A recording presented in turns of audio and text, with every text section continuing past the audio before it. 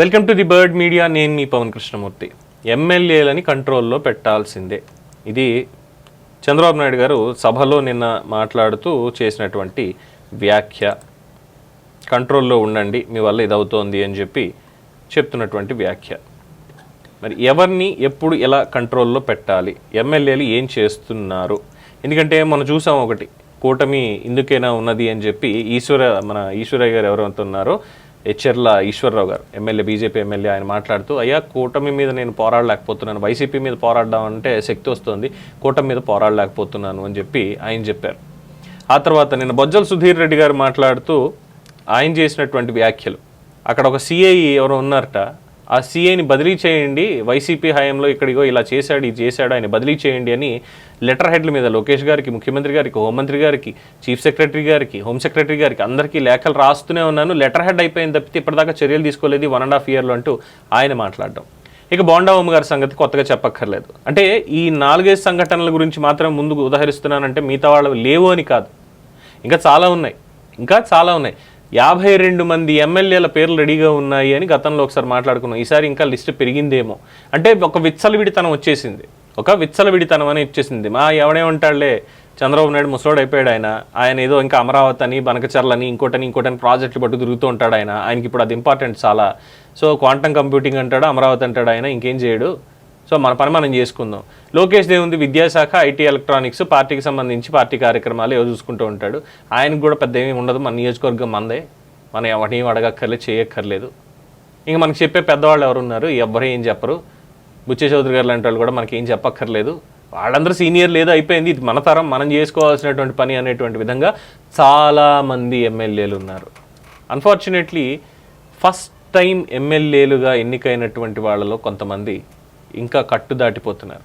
కొంతమంది పాత వాసనలు ఇంకా వదలడం లేదు, కూటమికి చిచ్చు పెట్టే రకంగానే వాళ్ళు కూడా పనిచేస్తున్నారు. మరి వీళ్ళందరినీ ఇప్పుడు కంట్రోల్లో పెట్టాలంటే ఎలా?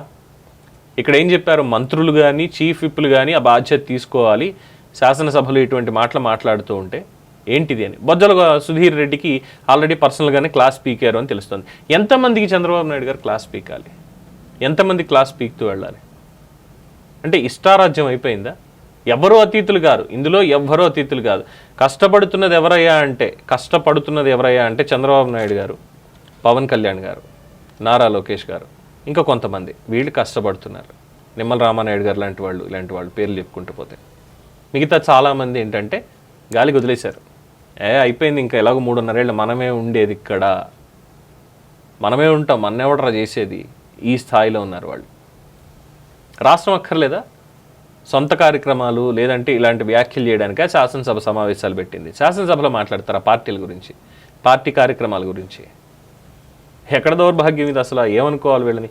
ఇంకా ఎవరు వీళ్ళని కంట్రోల్లో పెట్టేది ఎవరు? వీళ్ళు లెటర్లు అయిపోతున్నాయి కానీ, లెటర్ హెడ్స్ అయిపోతున్నాయి కానీ సీఐ మాత్రం కదలకుండా దర్జాగా అక్కడే పనిచేస్తున్నారు. మా మీద కేసులు పెట్టి దాడులు చేసినటువంటి సీఐ అంటూ బొజ్జల గోపాలకృష్ణారెడ్డి నిన్న శాసనసభలో మాట్లాడడం, దానికి ఈయన, అలాగే ఇక కామినేని శ్రీనివాసరావు గారిది, అలాగే బాలకృష్ణ ఆ చేసినటువంటి వ్యాఖ్యల మీద, దాని మీద కూడా అసలు ఆ సంవాదం అనేది వచ్చి ఉండకూడదు, ఖచ్చితంగా మాట్లాడాల్సినటువంటి అంశం కాదది, ఏం చేస్తున్నారు మిగతా వాళ్ళు అని చెప్పి కూడా దాని మీద ఆయన మాట్లాడారు.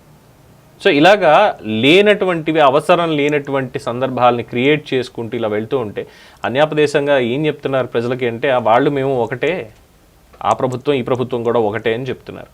ఓ పక్కన అభివృద్ధికి సంబంధించినటువంటి దాని మీద ప్రజలకు అప్డేట్స్ ఇచ్చుకుంటూ వెళ్తూ, ప్రభుత్వం ఇగో ఈ పని చేస్తుంది, దీనికి మనం సహకరించాలి అని చెప్పి అనుకుంటూ ఉంటే, ఇంకో పక్క నుంచి ఎలా ఉందంటే, లేదు మేము గత ప్రభుత్వ వాసనల్ని క్యారీ చేసుకుంటూ వెళ్తున్నాం అనేటువంటి విధంగా కొన్ని జరుగుతూ ఉంటే, ఎమ్మెల్యేలు ఫస్ట్ టైం ఎన్నికైనటువంటి వాళ్ళు చేయాల్సిన పనులు, బిజినెస్ అవర్స్ నేర్చుకోవాలి, సభా సంప్రదాయాలు నేర్చుకోవాలి, ఇది ఫస్ట్ టర్మ్ మాత్రమే మనకి, ఇది లాస్ట్ కాదు, ఇంకా ముందుకు మనం వెళ్ళాలి అన్నటువంటి ఆలోచన లేదు.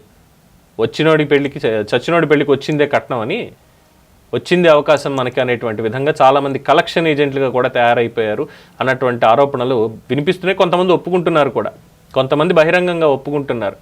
తాడేపల్లిగూడెం మన బొలిశెట్టి శ్రీనివాస్ గారు, ఆయన వీడియో నిన్న జాఫర్ అనేటువంటి సీనియర్ జర్నలిస్ట్కి ఇచ్చినటువంటి ఇంటర్వ్యూలో మాట్లాడుతూ ఆయన, మీరు లంచం అనుకోండి, ఇంకోటి అనుకోండి అంటూ ఆయన చేసినటువంటి వ్యాఖ్యలు ఇప్పుడు కూటమిలో ఇంకొక చిచ్చు. రోజుకొక బాంబు పేల్చుకుంటూ వెళ్తున్నారు. ఇంకెందుకు అవసరం లేదు కదా, ఈ ప్రభుత్వం అవసరం లేదన్న స్థాయికి వచ్చేస్తారు కదా. పవన్ కళ్యాణ్ గారు పడిన కష్టానికి, చంద్రబాబు నాయుడు గారు పడిన కష్టానికి, లోకేష్ పాదయాత్రకి, వీటికి, నిమ్మల రామానాయుడు గారు పడిన కష్టానికి, బుచ్చయ్య చౌదరి గారు లాంటి సీనియర్ ఆయన అనుభవానికి వాల్యూ లేనట్టే కదా. ఇంకా చెప్పుకుంటూ వెళ్తే ఇంకా చాలామంది ఉన్నారు. కానీ దాదాపుగా 80 పైచిలకు ఎమ్మెల్యేలు ఒంటెద్దు పోకడలతోటి పోతున్నారు. మా ఇష్టం, అధినేతలు అయితే ఏంటి, ఇంకోటి అయితే ఏంటి అనేటువంటి విధంగా మా ఇష్టం అనే విధంగా వెళ్తున్నారు అనేది చంద్రబాబు నాయుడు గారు చెప్తున్నారు. ప్రతిసారి చెప్తున్నారు పద్ధతి మార్చుకోండి మార్చుకోండి అని. ఆయన చెప్పుకుంటూ వెళ్తున్నారు, వీళ్ళు చేసుకుంటూ వెళ్తున్నారు. సో ఇక్కడ చంద్రబాబు నాయుడు గారికి ఈ ప్రశ్న, మార్చగలరా ఎమ్మెల్యేలను మీరు? ప్రజలకి మళ్ళీ ఒక భరోసా ఇవ్వగలరా విత్ ఇన్ నెక్స్ట్ ఈ సంవత్సరం అయిపోయే లోపల, డిసెంబర్ 31 లోపల ఈఎస్ఈగో మొత్తం ఎమ్మెల్యేలు అందరూ కట్టడిలో ఉన్నారు, ప్రభుత్వం ఇన్ని మంచి పనులు చేస్తోంది, ప్రతి ఎమ్మెల్యే ప్రోగ్రెస్ ఇది అని చెప్పి రిపోర్ట్ ఇవ్వగలరా? మార్చేటువంటి అవకాశం ఏమైనా ఉందా? I don't think so. నాకైతే తెలియట్లేదు.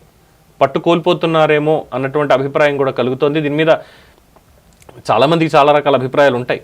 డెఫినెట్గా పొగడ్తని ఎలా స్వీకరిస్తున్నారో విమర్శల్ని కూడా అలాగే స్వీకరించాలి డెఫినెట్గా కూటమి ప్రభుత్వం, అందులో ఎటువంటి మొహమాటం లేదు.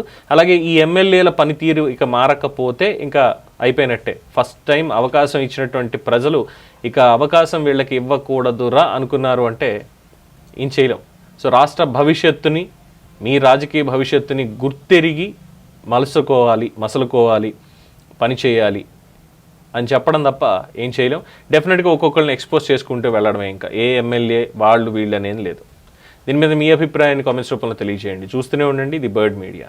ఈ వీడియో కనుక మీకు నచ్చినట్టయితే లైక్ చేయండి, షేర్ చేయండి, సబ్స్క్రైబ్ చేయండి. అలాగే పక్కనే ఉన్న బెల్ ఐకాన్ని క్లిక్ చేయండి.